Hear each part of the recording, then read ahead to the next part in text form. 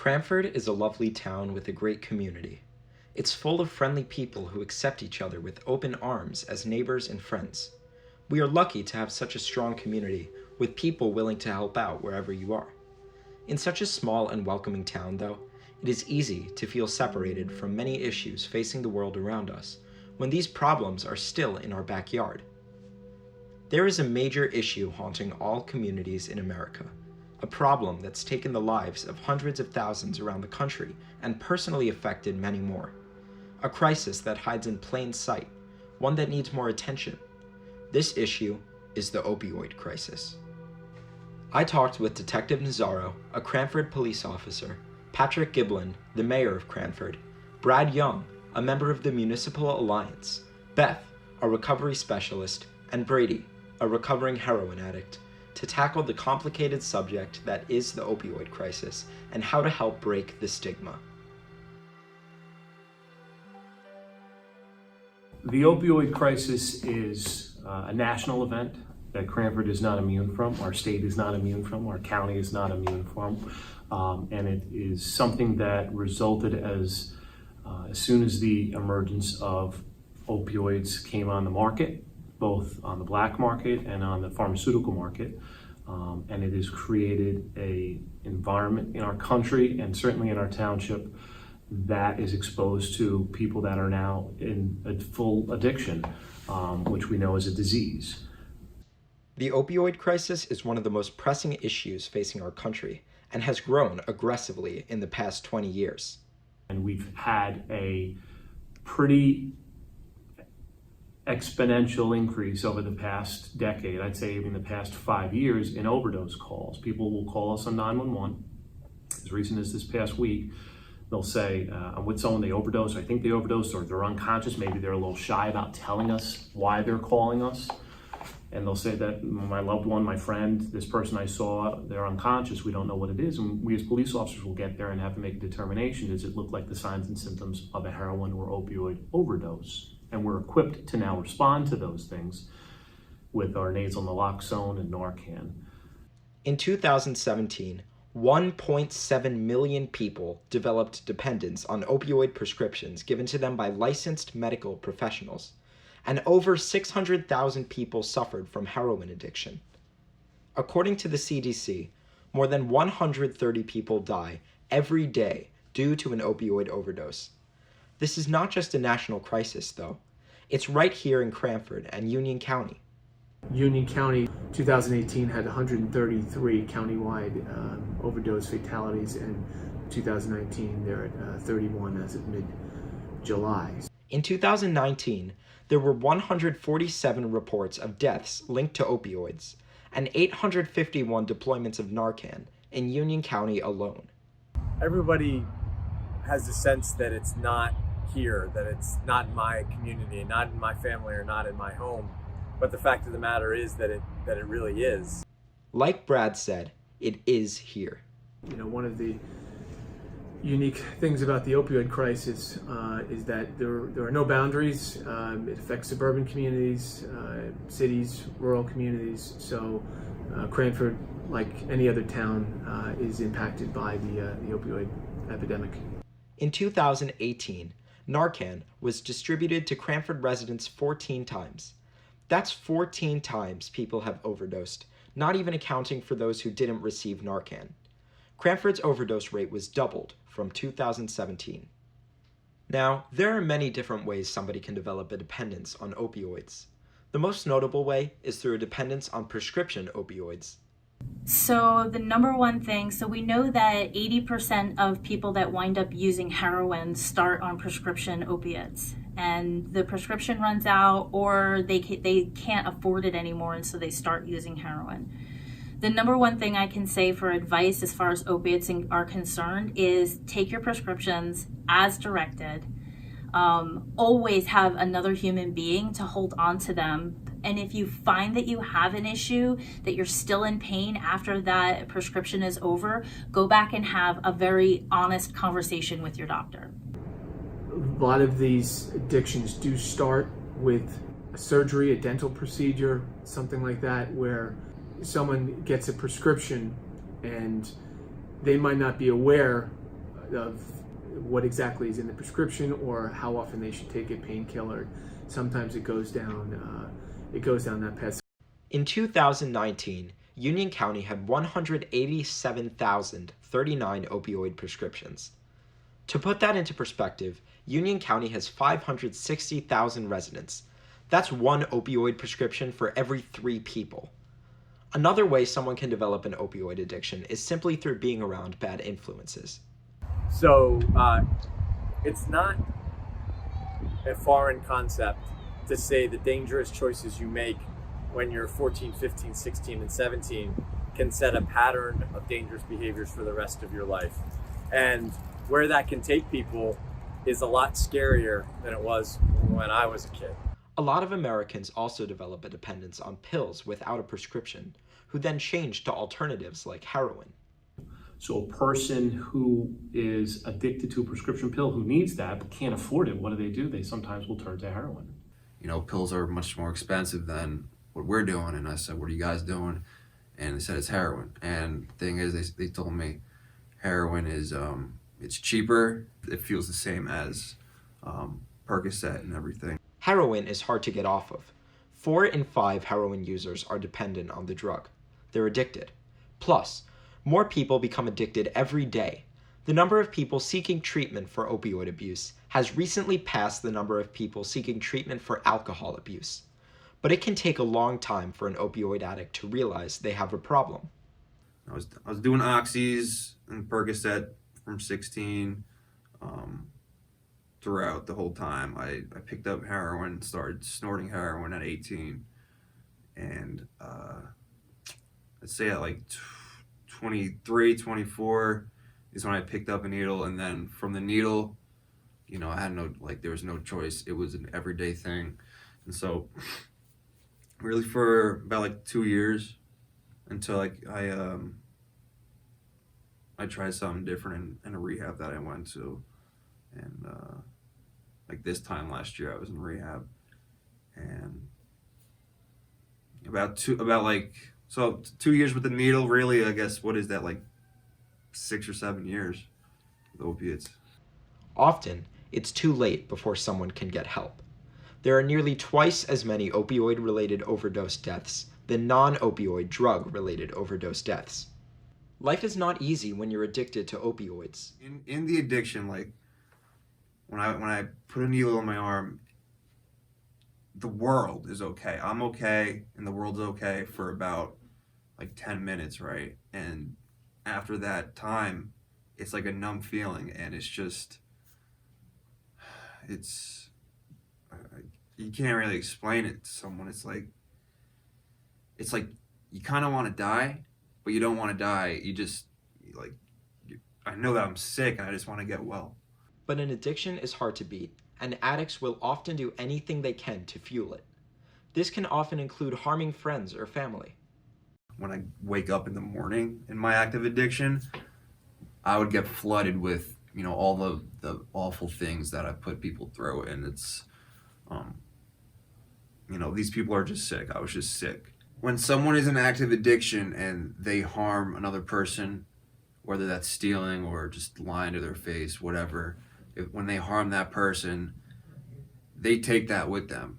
Overcoming an addiction is an extremely hard task, and it takes major patience and understanding to help someone through this sickness. On top of this crisis alone, there is also the issue of laced opioids. There has been a severe increase in instances of drugs like heroin being laced with extremely stronger substances like fentanyl. Fentanyl kills. As little as 100 micrograms of fentanyl can kill someone. So we're seeing a lot of pills come in that are shaped like opiates, like Percocet or Vicodin. They're actually fentanyl. And so we're seeing a lot of those overdoses. But we don't have the luxury to tell somebody to come back when they're ready, because one bad bag and they're dead. In Union County, the amount of overdose victims that have had fentanyl in their system between 2012 and 2017 increased from 0 to 83. Even addicts who have built up a tolerance to opioids are at extreme risk of a fentanyl overdose. This is yet another reason why we need to address this crisis before it takes even more lives from us. And we can't forget, the deaths in Cranford, in Union County, in America, aren't just numbers. Nearly 50,000 people died from an opioid overdose in 2018, and the widespread effects of this are monumental. The victims are not the only ones affected. The families are. The communities are. I find similar to like a 6 degrees of separation, the number gets smaller and smaller. So, many people, it's now 2 or 3 that if they're not directly impacted, that they know of someone or they know of someone's friend or family that has been impacted by the opioid epidemic. This is the norm for some communities, but the fact of the matter is that it's nearly impossible for an addict to get sober alone. So that leaves it up to the community to extend a helping hand.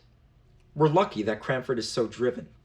I deal with communities all over North Jersey, and I have to say that Cranford is one of the more progressive towns, if not the most progressive town that I've worked with, in the light that they admit that the issue is here and they want to do something about it. When towns that are very close to Cranford still aren't admitting that there's an issue with the opiate crisis in their town. We have a few different programs set in place to already help those with an addiction or those at risk of an addiction. One of the things that we're trying to do in Cranford is to address it in a more proactive means. And Cranford has expanded Union County's CLEAR program, which aims to get people into rehab to combat their disease. The CLEAR program is a program in Union County that provides free recovery assistance for substance abusers. This progressive initiative makes recovery a little easier and more accessible, and it can alleviate the fear or guilt an addict may face when trying to get help. Another way the police department offers help is in their Narcan deployments. Officers carry naloxone when on duty in case of an overdose call, and this naloxone saves lives by reversing the effects of an opioid.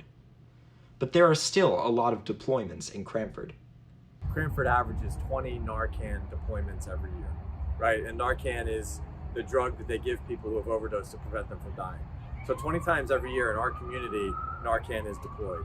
So it is here, it's in the communities around us, and to say that it's not going to happen here or not going to happen in my family or in my house, I think it's naive, and I think we as a community have to be aware of just how dangerous it really is, because it is here and it is in our community.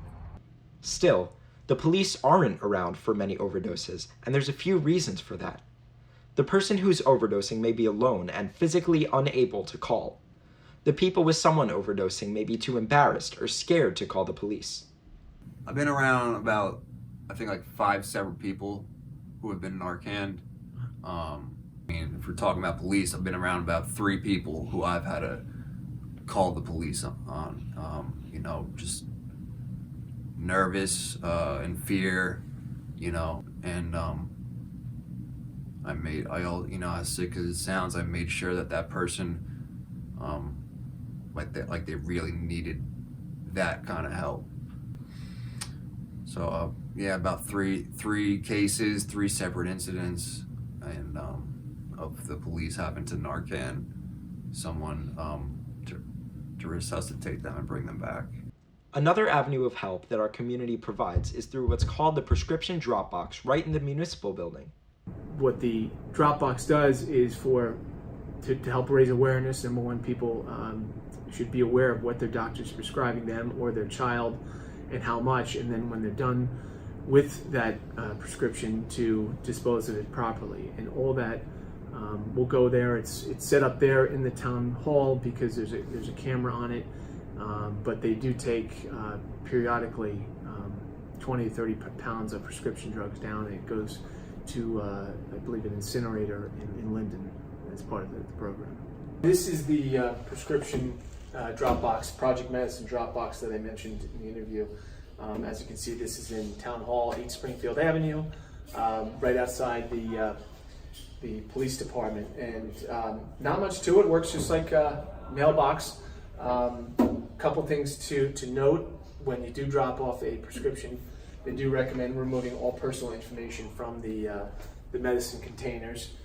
Things that they do accept are pills, capsules, patches, and pet medications. No mail, obviously. Trash, syringes, or any liquids. But this is a great way to dispose of old prescription medications, parents' prescription medications, things that may build up in the medicine cabinet and be accessible to people. Our town provides very useful tools and programs to help combat addiction. But even with these resources in place, we need everybody's help to eliminate the opioid epidemic for good. So, what can you do to help fix this problem? Well, I'm doing it right now by talking about it. You're doing it right now by listening. It's as simple as getting a dialogue going, breaking the stigma, and reaching out to community members. Talk about it. Let's remove the stigma. I've admitted, we're all affected in one way, shape, or form. People we know or stories we've heard about addiction.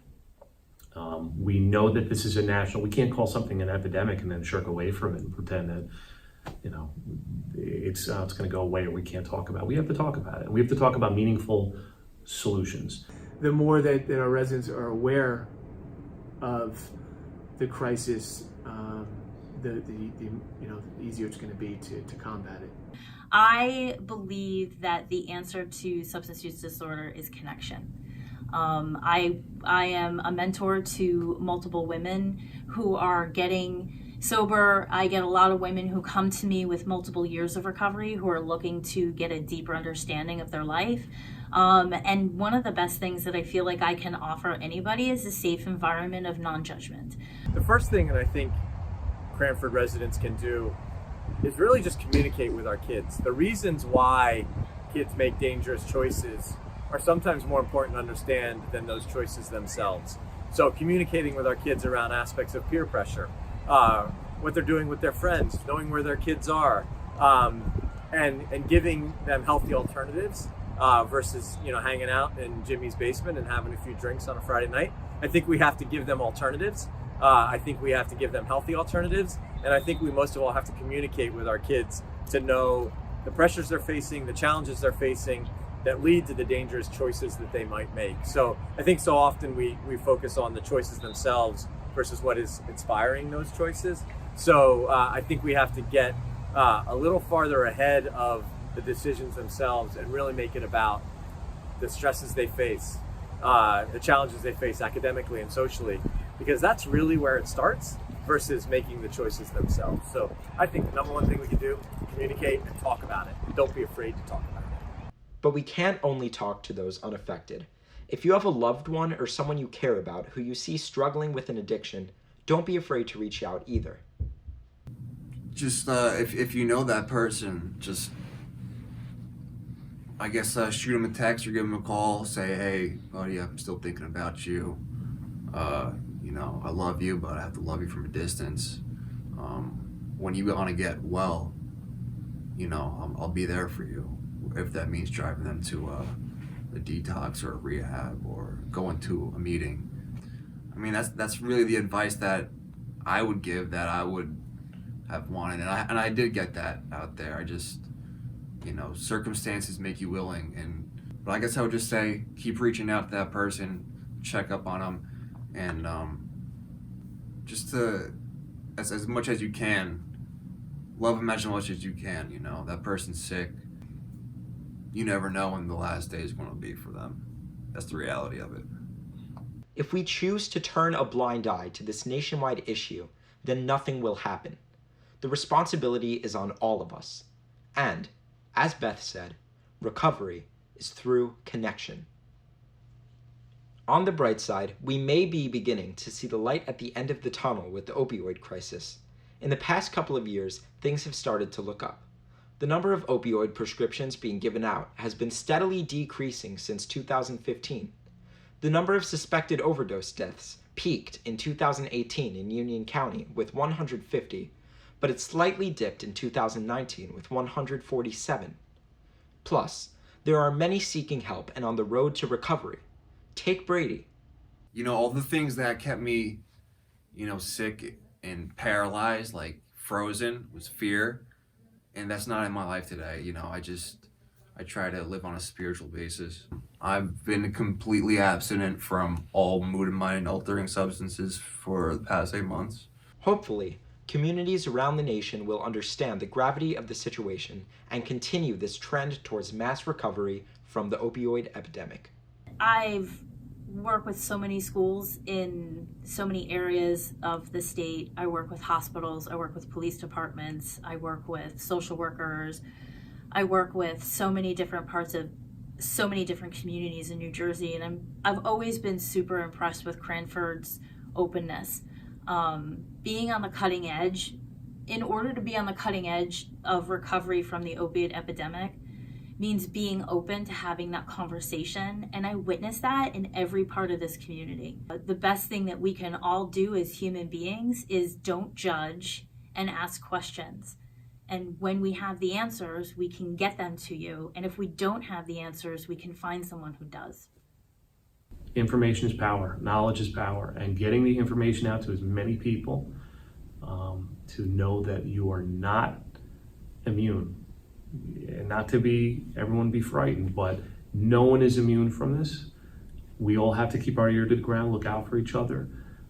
But there are tons of resources and education and information that's just out there at your disposal, and you just have to ask. It's a very difficult road that people have to go through, but there's tons of resources and help and sounding boards to get you and your family through it if you're the subject of a substance use disorder. I believe that there is hope for everyone out there, and just try something new if you're an addict. And for the people that love that addict, it's gonna hurt, but you're gonna have to see that loved one, that addict, go through a lot of pain, a lot of misery, and to be prepared. And I guess the best way of preparing is to be around, your family and your friends who love that addict too.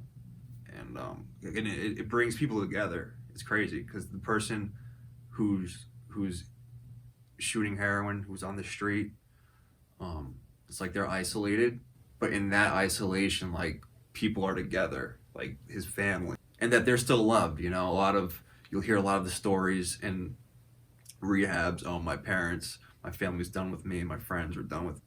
In all those stories, the family, the girlfriend, the boyfriend, they all they come back. And so, if you're still drawing breath, and if you open your eyes in the morning, there's still a chance to recover. Make Cranford a role model. Break the stigma.